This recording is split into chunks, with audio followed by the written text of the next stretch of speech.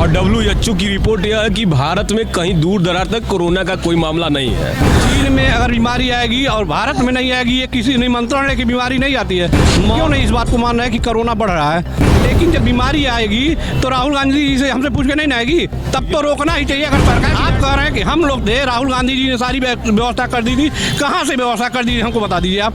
आज रवीश कुमार जैसा पत्रकार, ईमानदार पत्रकार आज जो है अपना पत्रकारिता नहीं कर पा रहा है। ये इस तरफ चीन में कोरोना के मामले बढ़ रहे हैं तो दूसरी तरफ भारत में राजनीतिक बयानों की संख्या। हालांकि इस बार कोई राजनीतिक बयान नहीं आया है, इस बार डायरेक्ट पत्र लिखा गया है केंद्र सरकार के द्वारा राहुल गांधी को कि आप भारत जोड़ो यात्रा रोक दीजिए। कारण इसका ये बताया जा रहा है कि कोरोना जो है काफ़ी तेजी से भी भारत में पैर पसार सकता है। इसको देखते हुए आप लोग इस भारत जोड़ो यात्रा को स्थगित कर दीजिए। इस पे आम जनता क्या सोचती है, क्या राय है उनकी, इसको लेकर के हमारे साथ यहाँ पे कुछ लोग मौजूद हैं। सबसे पहले ये बताइए, ये जो उनका बयान आया है, जो उसमें दलीलें दी गई हैं, वो कहाँ तक सही हैं? देखिए, अभी उनके स्वास्थ्य मंत्री का बयान आया था कि कोरोना भारत में है ही नहीं, वो तो चीन का मामला है। राहुल गांधी के बढ़ते जनाधार को देखकर इसको यह निर्णय लिया जा रहा है कि भारत जोड़ो यात्रा को रोका जाए।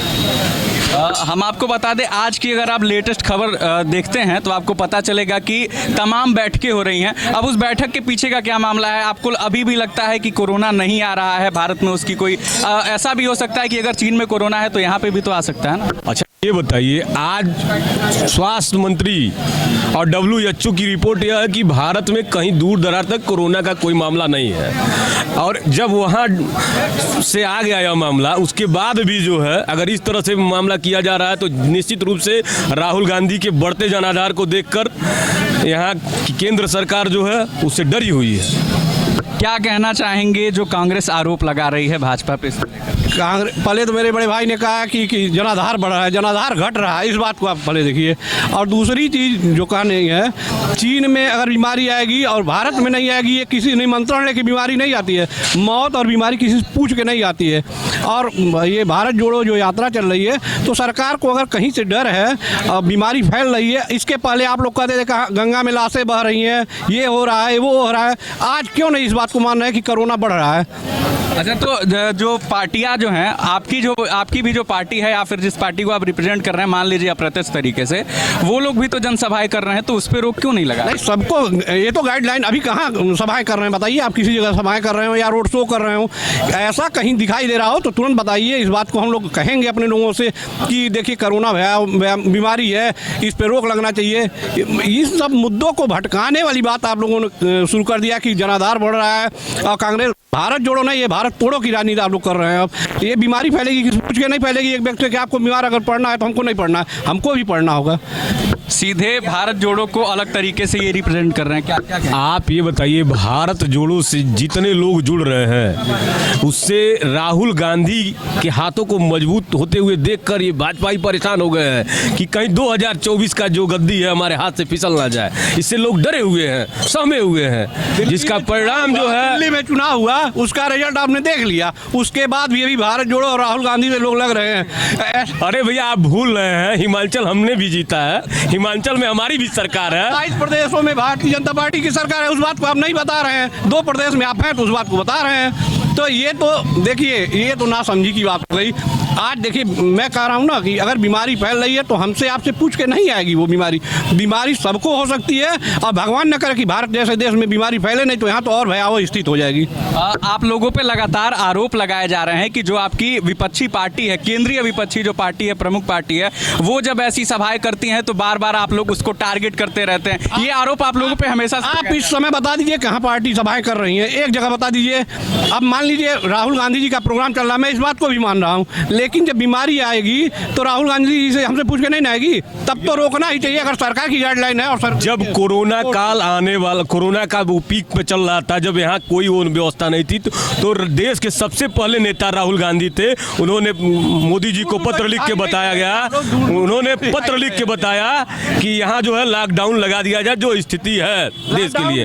और आज आप ये बताइए, प्रियंका गांधी ने सारी व्यवस्थाएं करीब कई हजार गाड़ियां, वैक्सीन की व्यवस्था, सारी व्यवस्थाएं प्रियंका गांधी ने कराई थी। और आपके अब वैक्सीन की व्यवस्था आप कर रहे हैं। कहाँ आपने किया था? आप बता दीजिए कहाँ दिखाई दिए आप लोग रोड पे? आपके बड़े नेता कहीं दिखाई दिए हो तो बता दीजिए हमको एक बार। आप मेन रूप से यहाँ पे थे, जब पार्टी में थे, सत्ता में थे, तो जाहिर सी बात है आपकी जिम्मेदारी है। आप बार बार कांग्रेस को क्यों टारगेट? मैं अपनी जिम्मेदारी को मानने के लिए तैयार हूँ, लेकिन आप कह रहे हैं कि हम लोग थे, राहुल गांधी जी ने सारी व्यवस्था कर दी थी। कहाँ से व्यवस्था कर दी हमको बता दीजिए आप। अरे भैया, हम सरकार में नहीं है, लेकिन उसके बाद भी हमारे कार्यकर्ता मोहल्ले मोहल्ले जाकर, मोहल्ले में गए भैया आप लोग, कौन हमको सा बता मोहल्ला दीजिए। क्या है भैया? हमारे पास तमाम वीडियो है, हम प्रूफ कर सकते मेरे हैं। पास भी, हम लोग सारे लोग हम लोग भी प्रूफ कर सकते हैं। भारतीय जनता पार्टी एकदम दमदारी से लगी थी। महाराज जी अपने पिताजी के मरने में नहीं गए, इस बात को आप लोग बताते नहीं है।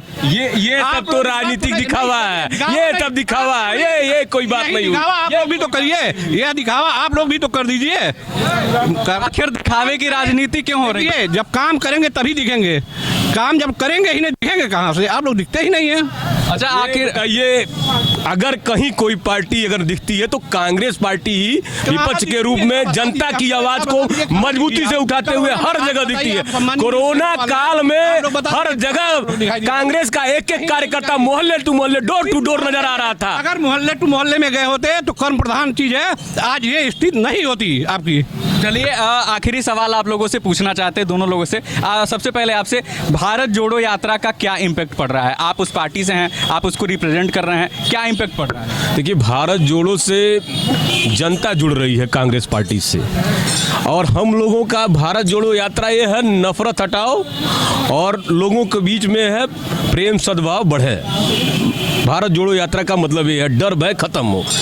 भारत जोड़ो का मतलब ये है कि जनता में जो डर है, भय है, जो आतंकवाद है, जहाँ यहाँ अब आप लोग वो झूठी राजनीति कर रहे हैं। कहाँ भय है? आप बताइए कहाँ भय है? हमको बता दीजिए किसी के अंदर भय पैदा हो। भय है ही नहीं। आप आम पब्लिक से पूछिए, भारत जोड़ो यात्रा का काम हो क्या कह रहे हैं? देखिए, ये कह रहा है सैनिकों की पिटाई हुई है, बल्कि वीडियो वायरल हुआ था, सबको देखा था कि सैनिक कैसे पीटे थे। 600 सैनिकों को मात्र 150 सैनिकों को पीट के रख दिए, चीनी सैनिकों को छक्के छोड़ा दिए, और राहुल गांधी हमारे सैनिकों का अपमान कर रहे हैं। अच्छा, क्या कहते हैं? राहुल गांधी कहे कि भारतीय सैनिक गए और वह अपने बॉर्डर पर खड़े थे और चीनी सैनिक आए और पीट के चले गए। बयान आपने शायद गलत सुना, ऐसे रिप्रेजेंट उन्होंने, इसका अर्थ गांधी ने इस तरह का कोई बयानबाजी नहीं किया। राहुल गांधी हमेशा देश हित की बात करते हैं, जनता के हित की बात करते हैं। उन्होंने कभी ऐसी कोई बयानबाजी नहीं की। आप इसको प्रूफ करके बताइए तो हम माने। ऐसा कुछ भी नहीं है। राहुल गांधी हमेशा देश हित की बात करते हैं। और ये बताइए, अभी जो इनकी योजना चल रही है, अग्निपथ योजना, ये बताइए देश हित में योजना है? नौजवान बेरोजगार युवाओं के साथ कितना बड़ा छला हुआ है। ये बताइए। आप मुद्दे से ना भटकिए। आप लोग, डिबेट का विषय ये था, वार्तालाप का विषय ये था कि भारत जोड़ो जो यात्रा है उसको ये अप्रत्यक्ष तरीके से रोकने की जो है कवायद वो की जा रही है, या बीमारी बढ़ती है तो रोकना उचित है। लेकिन भारत जोड़ो यात्रा से दिक्कत आएगी तो राहुल गांधी ऐसे नेता हैं कि वो जनता के हित की काम करते हैं। भारत जोड़ो यात्रा को स्थगित कर दिया जाएगा, कोई बहुत बड़ी चीज थोड़ी ना है। देखिए, अब ये कह रहे हैं कि स्थगित कर दिया जाएगा अगर ऐसी परिस्थिति आती है तो। अच्छा, आपसे हमने जो सवाल उनसे पूछा, आपसे भी पूछना चाहेंगे, क्या प्रभाव पड़, आपके हिसाब से, आप भले विपक्ष पार्टी में हैं, आपके हिसाब से क्या प्रभाव पड़ रहा है भारत जोड़ो यात्रा? कोई प्रभाव पड़ने वाला नहीं है मेरे भाई। ये जान लीजिए कि ये भारत तोड़ने का ही काम हो रहा है। आज तक आप बता दीजिए जितने भी घोटाले, भ्रष्टाचार जो भी हुए, कांग्रेस सरकार के राज में घोटाले नहीं हुए। ये बताइए, घोटाले नहीं हुए? ये बताइए कहाँ नहीं? आप बता दीजिए एक घोटाला बताइए ना, 7 साल के अंदर एक घोटाला आप बता दीजिए, प्रूफ करिए। मैं चैलेंज करता हूं। आपके इस घोटाले वाले बयान पे जो अन्य विपक्ष की पार्टियां हैं, सुनिए, ठीक है, मैं उसकी को एक्सेप्ट करने के लिए तैयार हूं। अगर आपके इस घोटाले वाले बयान पे जो विपक्ष की पार्टियां हैं वो लगातार कहती रहती हैं, ट्वीट करती रहती हैं कि आप जो है सत्ता में इतने अच्छे तरीके से बैठ चुके हैं, इतनी पैठ बना चुके हैं कि सारी जांच एजेंसी आपकी हैं, तो फिर आखिर जांच कहां? एजेंसी थी तो नहीं आप जांच करवा रहे थे ना, पैठ बना रहे थे। आज 7 साल से भारतीय जनता पार्टी सरकार जहां थी, हम लोगों ने पत्रकारों को आजादी दी थी, सेना को अपने तरफ नहीं, कहीं पत्रकार को आजादी नहीं है। आप बताइए बताइए भाई, आप बताइए, आप डरे हैं? जैसा देख लीजिए, आज रवीश कुमार जैसा पत्रकार, ईमानदार पत्रकार आज जो है अपना पत्रकारिता नहीं कर पा रहा है। यह स्थिति है।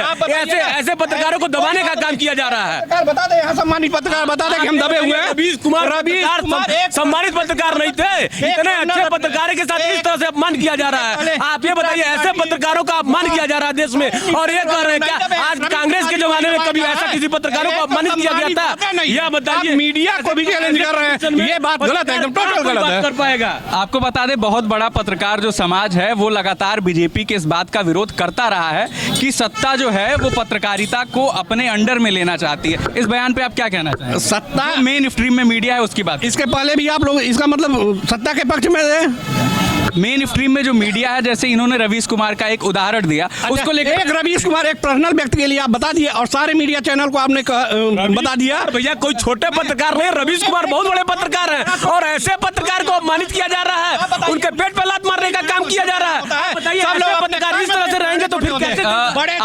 आप लोगों को रोकना चाहेंगे? मुद्दा ये नहीं था। जी जी सर, का माहौल पैदा कर रहे हैं। ऐसे स्थिति में जब पत्रकार देश का बहुत बड़ा वो माहौल खराब करने की कोशिश की जाती है, आप लोग मुद्दे से ये डेमोक्रेसी कुछ देर के लिए आप लोग रुक जाइए। होता है, और जब पत्रकार डरा सामा रहेगा तो बताइए स्वच्छ समाज कैसे रहेगा? तो यहाँ पे कुछ लोगों से हमने बातचीत की और जो कुछ भी निकल के आया आप ये वीडियो में देख ही सकते हैं। बहरहाल आप NB न्यूज़ देख रहे थे, मैं प्रियांशु आपके साथ था, कैमरे के उस पार से मेरा सहयोग कर रहे थे विकास चौधरी।